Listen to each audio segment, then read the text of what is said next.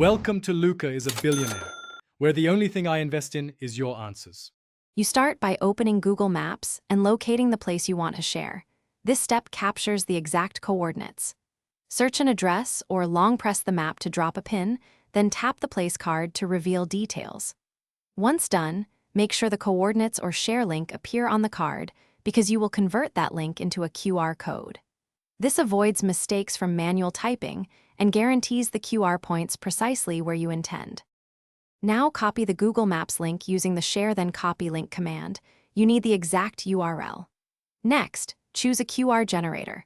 Pick one that accepts URL input and offers a preview so you can verify the destination.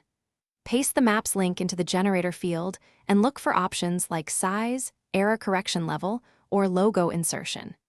Doing this ensures the QR remains scannable and resilient. Higher error correction, finalize by selecting size and at least medium error correction so the code survives print and wear.